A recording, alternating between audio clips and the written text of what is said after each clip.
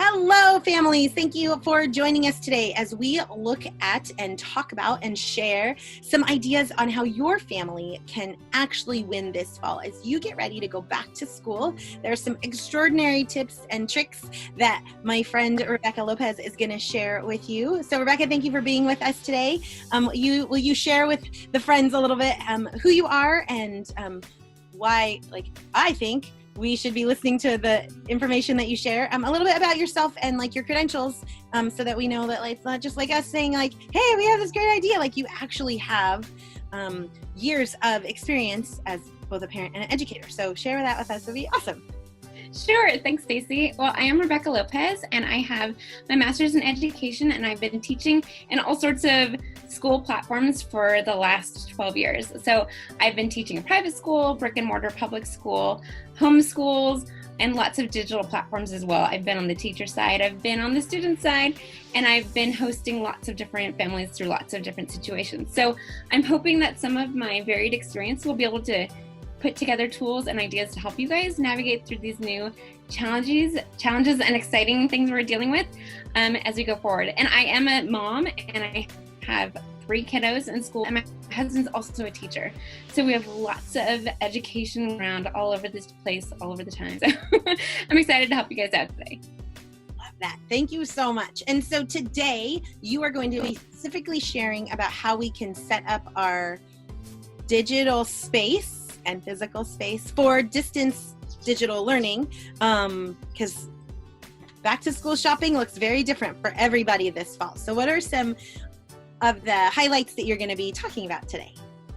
Yeah, so normally when we think of back to school, we're excited to go shopping. We get our new backpacks, cool pencils and sharpeners and all these new fun things, new outfits, and that's going to look differently this year. So while we do need some of those actual tangible school supplies, and we'll talk about that as well, we're also preparing a digital workspace. So not just desk, but your desktop, right? What is your computer going to look like? What are some tips about how to organize things and give you strategies for success and preparing your, not only with the physical things, but mentally how to navigate through a lot of those things. So we'll talk about your supplies, some tech tips, they're cool tools you can use that might be fun, and also new platforms. So a lot of us are dealing with different learning platforms, whether it's Google Classroom, Canvas, all sorts of learning management systems, and we're just going to talk about those briefly and how you can find tools that will help you navigate through those successfully and feeling like you might be in control a little bit more. Yeah, I'm so excited. I'm sure Anthony's oh my gosh, it can be so overwhelming. And you are a parent of young children. You have been an educator. You're married to an educator that's going to get to teach performing arts to high school students from home. But it can be overwhelming. And I'm so thankful that you're going to share some tricks of the trade with us, but also just some reassurances that we can be, like you said, prepared this fall instead of feeling like it's happening to us. And so, yeah, I'm going to let you take it away. All right, thanks. Here we go. Hi, everyone. I'm excited to show some more about how to prepare your digital workspace. Now, we're going to talk about some of the physical workspace and the digital, so just hang on, and we're going to try to go through this quickly. If you have more questions, watch this again, or feel free to reach out to me or your friendly Google search. All right, so physical space. We're going to talk about your school supplies, your fun extras, and some cool organizational tips. Now, these are just some of our ideas. I'm sure you have way more, so feel free to hop in and share some comments or suggestions along the way. So we have school supplies. Now this is probably going to be a list provided by your teachers or your school or whatever courses you're taking. So make sure you go to those first. But we just shared some basic expectations of probably things you'll need. And it might look like stuff you already have in your home. So if you already have it, don't worry about buying more. Just kind of collect all those items together and pull together everything so you have them already in one place. Some extra things you might not normally think about, but that will probably be helpful is obviously a desk or some designated table space. You might actually have a physical desk in a bedroom. Make sure it's one that's actually usable and it's in a place conducive to good learning. There's going to be some good lighting. There's a comfortable chair. And there's probably, if it's a younger learner, there's going to be room for a parent or an adult to sit beside them. Sometimes some of those student desks are really small. I know we have one too, and it's not one that I really want to snuggle up next to, so we usually end up working on the table. So if that's the case, just make sure you have a good spot for them. Something else is we kind of forget what day it is, and I don't know if that happens to you, but it's definitely been happening to me. So think about grabbing a calendar and put it up in a physical place, and you could cross out the days, maybe highlight some big events, or put things that are there to look forward to, because that's so important just to remember having those habits and turning things off for the weekend. Also, some extra things you might want are some Post-its or poster boards. We talked about in our last video about making a daily schedule using some of those things, and also poster boards are really cool for making little partitions if you have more than one person, somebody needs some more focus space at one desk. That's a cool little hack there. Also, headphones, right? So you might have earbuds or phone jacks you could put in your head and stuff like that, but make sure they're ones that are comfortable, and if you need a mic or not, consider that. Some of the cheaper headsets don't have the microphones on there, so if they need to pick up the computer audio, maybe you have to unplug it. Just think about that and what they're going to be doing from day to day. Also, some extra chargers. If you're using tablets, make sure you have enough just to charge it. You might need like something crazy different, like a Wi-Fi extender. I didn't even know what that was, but there are spots of our house that just don't have good Wi-Fi, and if we're having to do Zoom meetings in different rooms, that's something you might need to think about. They're a little bit pricey, so make sure it's really something you need before you grab that. And there are some other cool tools like Rocketbook and Cam Scanner, which I'll talk about a little bit more later. I'm sure you have your favorites too. Feel free to share those also as well. I love learning about new things, and I'm sure others do too. We could kind of geek out about it sometimes. So now that you have all this stuff, right, in our small little homes, how do you organize it? There's some really cool things on Pinterest. You guys could look at those, and these are just a few ideas that we know have worked well for our family. Getting magazine rack holders, putting books and folders in there per kid, designating that as their space, and everything's expected to go back in there. Having some bins have been really great for our younger kiddos, and they could just kind of stick it all in there. It's plenty big, so we don't have to worry about things pouring out, and only keep in there what you're actually using. If you're done with something, get rid of it. And same thing, get little containers, caddies for markers, crayons, and just have them all in one place. Having fancy boxes for crayons doesn't always seem like the most practical thing to get them all back in. So just think about that. What's the best thing for you? And also a huge thing that has helped us just to create some good routines is having a charging station. It could be a basket with some plugs all next to it, but one place that we know, like that's where it's supposed to go. You're not going to sit on it or step on it, right? And then at the end of each night, making sure everything's charged. And it's kind of a good habit because then we're not having those devices in our rooms, also being tempted to keep us up at night. And even you could think about putting your Wi-Fi on a timer, so when it hits 12 o'clock or 11 o'clock at night, like you turn off the Wi-Fi. Just creating some good habits if we don't have that self-control already going. All right, and then another thing that has been really good was we're having more meetings as parents as well, is having a special spot where there's like some go-to activities, especially for younger kiddos. Maybe it's full of extra workbooks or mazes or coloring books or things we could call homework that aren't actually homework if they need a little bit more. Maybe pulling together some extra resources or supplemental activities you have that they can just kind of say, oh, we need to do this every day. So think about how that might fit well into your family. Okay, so that was a really fast thing through your physical space, but the digital space is smaller but way bigger in a lot of ways. So we're going to talk about that. We're going to talk about organizing your websites, organizing your work, and then navigating these new digital programs. So this might be totally new, and I'm apologize if this is like way too stressful for you. You can do it. I believe in you. If this is something you're familiar with, you can probably blast through this and you're a pro and you know these things way better. There's a lot of fancy versions, but we're going to try to go through some basics that will help you. And this is a lot using Google programs, Google Chrome. So just to keep that in mind, it's a very accessible thing. If you don't have a Google account, go ahead just to go to Google and create a Gmail, and that will kind of open up the gates for all of these things that are free for anybody. So I strongly recommend you doing that. So Organizing your websites. You're going to have different online school platforms. You're going to have documents. You're going to maybe have some extra places to do reading or typing practice or this and that. And there's a lot of things you can do. So I strongly recommend you using bookmarks or shortcuts and connecting that with your Google Chrome account. So when you log in, so on this top right section I showed you, you will have like your face. That's your icon. So if you're sharing your computer with multiple people, I strongly suggest you make your own profile, your own Google account. So as you're switching between users, you're going to click that drop down and select the actual person you want to be using it. And then it will refresh and have all of your personalized browsers and saved items ready to go. And the cool thing is that if you're using one device and then have to like share it and hop onto another device or a different location, all of that information will still be there. All your files, all your favorites. So it's a really cool thing, and I think you'll really like it if you haven't done it already.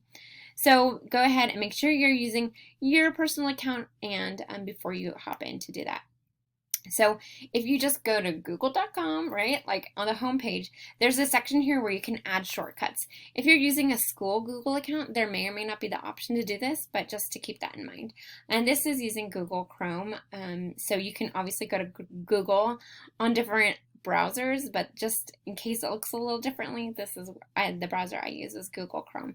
So you could click that and add shortcuts. You can type in school homepage and you could copy, like open another tab, put that URL and paste it right there, and it'll create a little handy shortcut for you right there. So that's one way, easy, and will be there where you want it. There's another way, which I prefer. It's a little bit cleaner and can have more than, I think you're limited to like 8 options on that section. So here you can create bookmarks and folders. Yay, your organized workspace, and this will be fun. Once you get into it, it'll be fun. So again, this is what I used for Google Chrome. This probably does work similarly in most any other internet browser, but these screenshots are from that one, just so you know. So there's usually going to be a section on your search bar where we're going to type the URL on the right that will have like a star or like a book or something like that, and you want to bookmark that. If you click it, then it will usually change a different color, so you know that one is saved. So you want to probably save like your home page for your school or for your different programs you're using, the place you log in, and that's like the easiest place for you to land. So if you click that, you can type in what you want it to be called. If you want it to be called My Stuff or School or Math or whatever, you can change it to what you want. And then it will automatically default to save in your bookmark bar. And if you don't see that, search your tools, and then maybe it's just hidden in a view. But it should probably be right under there. And you can always choose folders. And I love making folders because I get a little bookmark happy, and it's like scrolls across the whole thing. And then I'm like, click another drop down page. So if you can organize some good folders, this is a good way for your students to do this as well. So examples my daughter and I worked on last year were some folders for her projects for like language arts links. There was different ones for reading, and then some for math as well. And those will save nice and neat, and then when you click, it'll open and then have those there. And you could drag them around, move them, edit them, have fun. It's pretty cool. And again, make sure you're doing this in your personal browser so you can really create that personalized space. Now, organizing your work. If you're again in Google Chrome, on the top right, you're going to have like a little 9 little squares there. You can click those. I know there's a fancy name. I can't think of what it is right now. There's a click on that, and it'll show you all these cool things you can use for Google with your fancy Google account you've made now. You're official. You're in the club. You look at all the cool things you have access to. The other thing you want to use is your drive. Your drive is like the big warehouse where all these things are going to be saved on the cloud. I don't know where the cloud is, but it's magical. And that's where all those things are going to be. So if you click the drive, then all these other things are housed and saved right in there. And this is where you're going to be learning about how to download your assignments and then also upload completed work that will be saved in here. I recommend. There's lots of ways to do it, but this is probably the most general, commonly used for lots of schools. So if you're going to be using Google Drive, you're going to be up in there. You open that little triangle, right? And then if you want to make something new, you can put folders in here. Now these folders are different because they're holding like your actual work, or the bookmark folders are holding websites. You can't put your websites in your drive. So that's a little bit different, and the folder word is used interchangeably. So sorry. But there they are, and then you can create these folders and then put like your math homework or your reading homework, or maybe you have one for just like some fun pictures you have or whatever. You can make all those there, and then you can also toggle between like a grid view where it's going to show like a short little picture of it, or a list view, and you could sort that. So that's where that yellow circle is showing. It's either like that's the list view, or a grid view has like little pictures. And if you're creating something new, you can create Google Docs, which is essentially like you're typing your word processor, right? So if you aren't using like Excel or something like that from like Microsoft, then you can use this as well. And both of those are similar. They just depends on what account you're using. So you're going to use Google Docs, and that's going to upload that word processor, type your homework on. Google Sheets is essentially like Excel or something like that. And Google Slides is like your PowerPoint. So those are those options. There are lots more resources you can use, but those are probably the most frequently used ones. Now, if you're downloading assignments, so you have something your teacher or somebody's giving you, and you need to download it and do something with it. Like, okay, sounds good. In a normal brick and mortar class, like they just give you the paper and you're like, thank you, teacher, and you just do the things. So unfortunately, or fortunately, this is different. How fun, we're learning, yay! So if you have something like a PDF is sent to you and you need to open it, right? So you can either open it there, or you can download it. If you're gonna have to like manipulate it, like add things onto it or print it or something like that, you probably want to do that thing on the far right where you can click print, or there's like a little arrow pointing into like a little drop box, right? And that means you're going to download it onto your computer. You're going to save that, and then you could do what you need.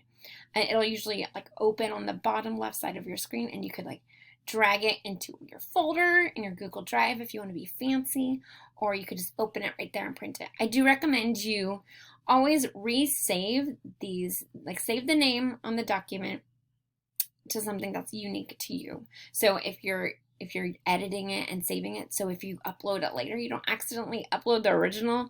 That had to happen to me so many times as a teacher that students are like, oh, I turned it in, obviously. But it was like the original one. It was not the one that they had all their answers on. So I always recommend to rename it with your student name so it's unique and easily identifiable when you're uploading those later. Some other fun thing is if you want to upload and open it using just an online program, you could either open it in like Google Docs or Sheets or one of those, or you can also use Doc Hub, which is a cool thing used for lots of different companies and reasons. But we actually used that with my second grader last year. She figured it out faster than me probably. And I'm going to show you that. Doc Hub, it'll open up in a separate program, and you can use this to manipulate the document. I would, again, save it as your own with your student name so you don't forget anything. And you can add text boxes and fun little check marks that are happy faces. It's great as a teacher too to grade things. And as a student, you can just use this instead of having to print it out. This is a fun option as well. And you can save this as something to upload to like a Google Drive or your classroom, or just to your desktop and email as well. This is a fun way to do that and make something unique. Again, you probably don't need this, but it's just another option that might be useful. So once you've done your assignment, then you're going to usually have to upload it, right? Instead of turning in an actual piece of paper, you're going to have to turn in your digital assignment. So there's a couple ways. If you're using like a Google document to type an essay, it's beautiful, it's wonderful. How do you share it, right? So on the top left, you can click File, and then you can click Download, and then you will probably want to always pick the PDF document version. And that's just going to make sure it ensures that it locks it in the way you see it is the way they're going to see it. It's going to look lovely, and it's not going to be something that can be manipulated by somebody else accidentally or on purpose, right? So it saves it just as yours. If it's something that could be sent as a link, instead, maybe everyone is using Google Classroom or Docs or something like that, then on the top right, you can click the share button and send it via email or to share a link as well. It just depends on the teacher and the platform you're using if that's available. Sometimes when we share that, it doesn't quite share all of the access appropriately, so it's a little runs into some errors often there. So I do recommend the PDF and just uploading it there. So when you're going to upload it, where do you put it? Often there'll be a place to add a file. When you click that, you can add it from either your downloads folder or your Google Chrome folder, wherever you have it saved, and just click and add it right there. So make sure once you do that, you actually check and verify that it went through. So if you have a special classroom, it'll often show like, this is the document you submitted, and you can click and open it and make sure it's the right one. Again, to make sure it's the right version that you meant to send. It's not blank, it actually has your responses, and to verify that it actually went through. A lot of times I have students who think they've turned things in and they just haven't. They didn't click the right button. I don't know what happened. So please, please, please just check and just take that extra step. You've done all this work so far. Make sure it actually is there. All right, some cool tools that I have been kind of geeking out on lately in this last summer I learned about is, I have it right here, is my Rocket book. I learned about this as it was a gift. I didn't think I was going to use it, but I love it. And it's basically like a wipe clean notebook in a sense. You do have to use special pens. These are Pilot friction pens, and there's a whole different set of slew of those you can get as well. And as you write on here, you can just wipe it clean with a wet rag. So that's really cool. It's reusable, and you can also use the QR codes to upload to specific designated like Google Drives or emails as well. Really neat for lots of different things. I was thinking using this for math with my students and having them get them as well. You can also get like a printable version of this, I think, on their website, where they can just kind of upload it as if you're a teacher as well.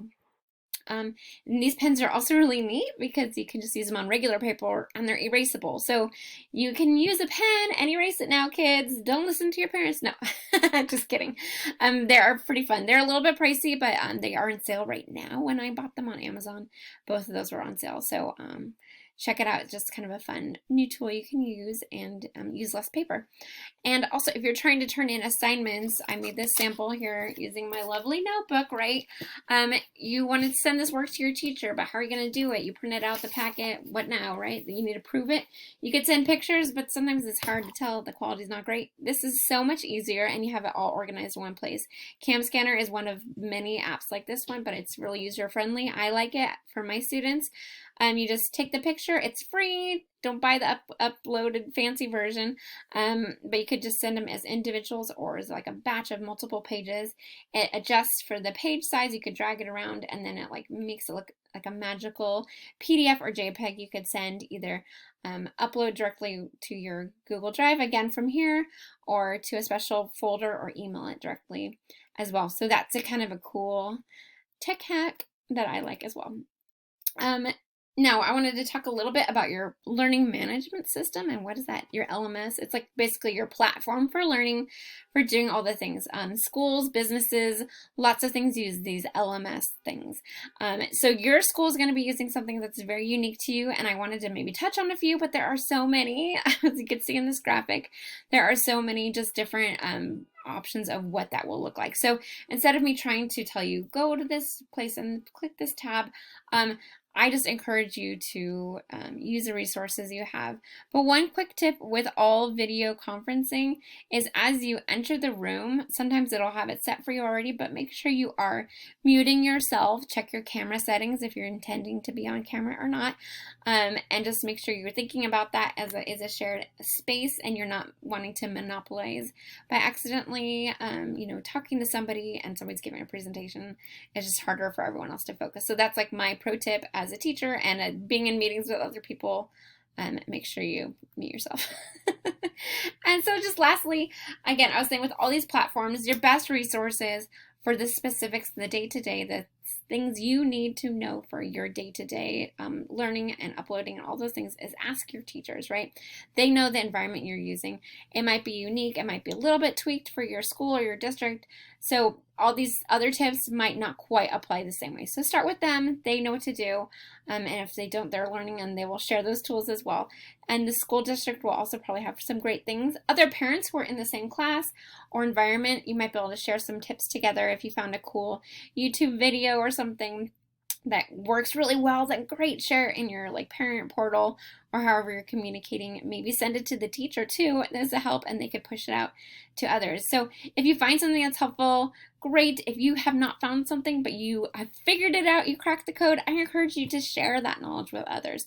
Make a video recording. There's ways to do that even on your phones and your settings. You could do it on the computer. If you have a Mac, I just learned today, you could do like Command Shift 5 and you could do a screencast. From there, I use Screencast-O-Matic. That's familiar to me. So many ways. Share that tool with others. And if you figured it out, let your teachers know and say, hey, I figured this out. If anyone has questions, feel free to send them to me if you're comfortable with that, because it's a help for the teacher to not have to explain the same things.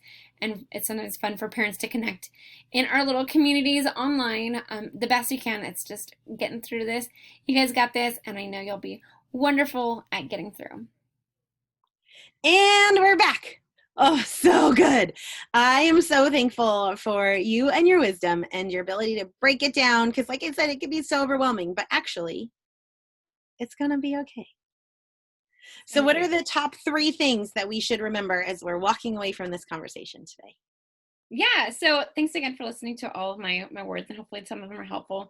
And I just encourage you just to remember, we're preparing for our physical space. It's going to be those pencils and like just what you have at home. We're going to keep it simple. It's stuff you already have, stuff you probably already know, and I'm just reminding you that you know things go with your instincts and it'll be okay. And then also talking about those digital things, right? What are some new tools, and keeping, your minds ready to learn those things and embrace them with a happy attitude. And just reminding yourself that we got this, we're all in this together. Your teachers are going to be great assets and full of knowledge and ways to help you. And if they don't know, they will find out, because they will need to know and help you and other parents too. So we're all in this together. I just encourage you to have an attitude that's happy and contagious for your kiddos to be full of too. And we got this. Absolutely. Well, thank you again so much. And I love that reminder that we're going to be learning together, not just with our kids, but with our teachers and our community. And so one of the best things we can do in this season, when we can't all physically be together, we can remember that we're not alone and that it's going to be okay. It's just going to be different, but it's going to be okay. Well, thank you again so much, Rebecca. And thank you for those of you that spent time with us today. We look forward to seeing you next time. We have a whole new topic that we're going to talk about, and we can hardly wait for you to join us. If there's anything our church can do to be supporting your family during this time, please email us, kids@realife.la. We would love to be a resource to your family. We'd love to be praying for you. If there are questions we can answer for you, even if you don't live locally, we'd love to be able to support you during this time. So have a super great day. We are cheering for you and praying for you.